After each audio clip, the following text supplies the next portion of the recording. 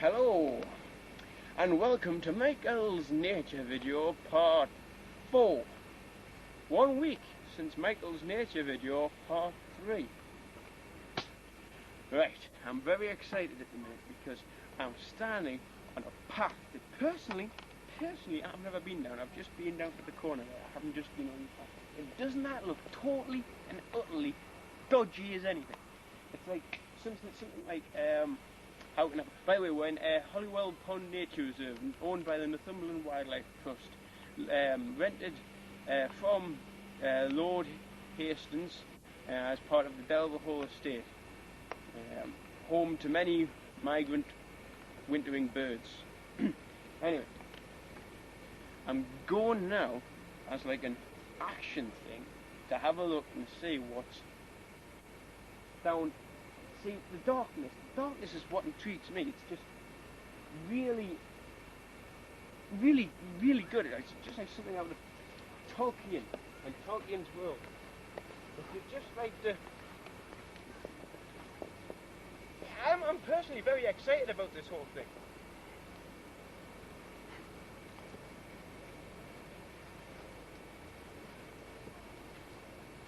Go on.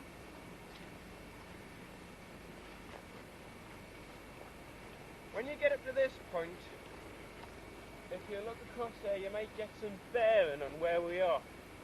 It's Holywell in this direction, following the avenue, not the avenue, the terrace, in the co-op buildings on that side. Then you've got the fields. We're going to be built on at one time. These fields were going to be built on just like Coppergate, but they've decided not to because of the green belt situation and lack of it. Pardon.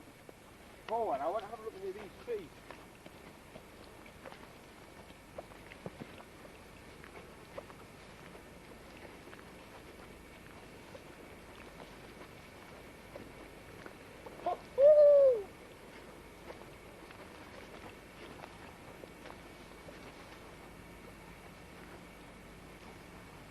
There's either a swan on the pond there, or someone in a white hat like me, standing underneath a hill.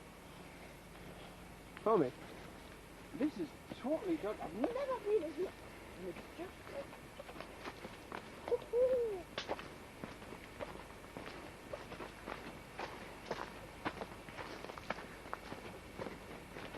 What's this one?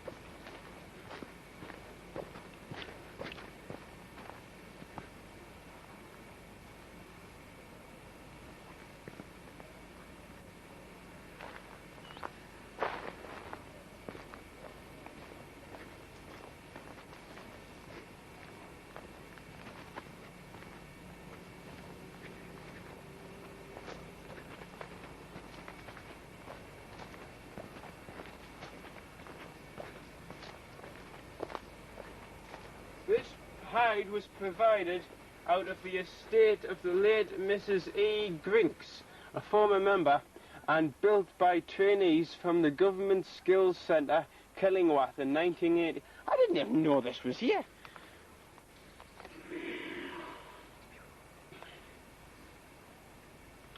Well, you learn something new every day. Right, let's go and have a look into the public access pond around the corner. Come on, let's go. Unbelievable.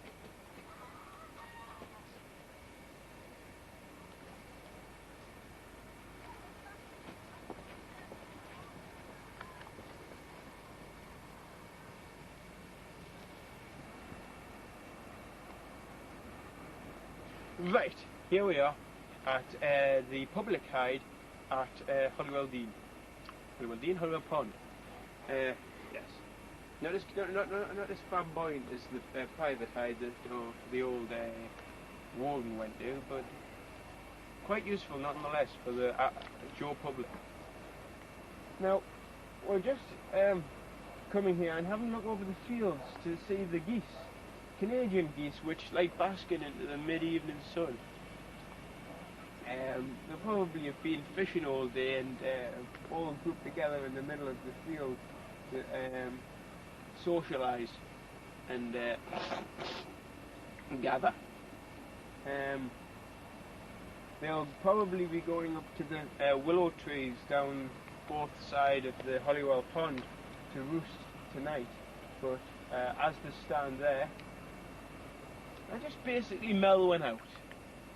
Right, let's go into the hive.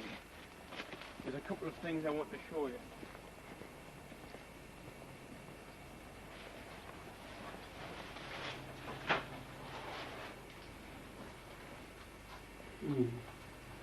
Hang on.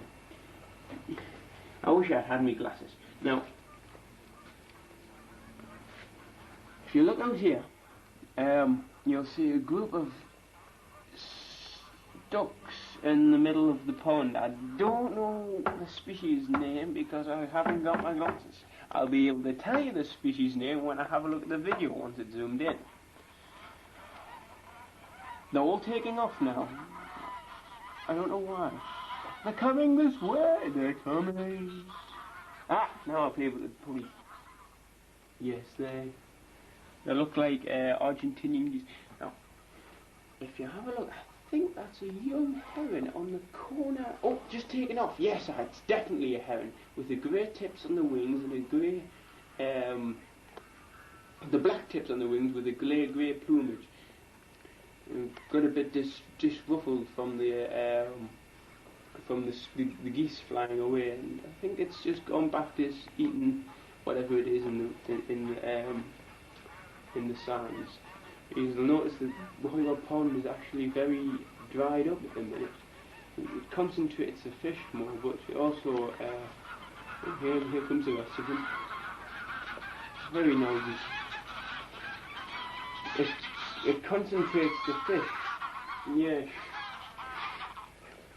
Concentrates the fish into a smaller area, which makes them easier targets for the wildfowl.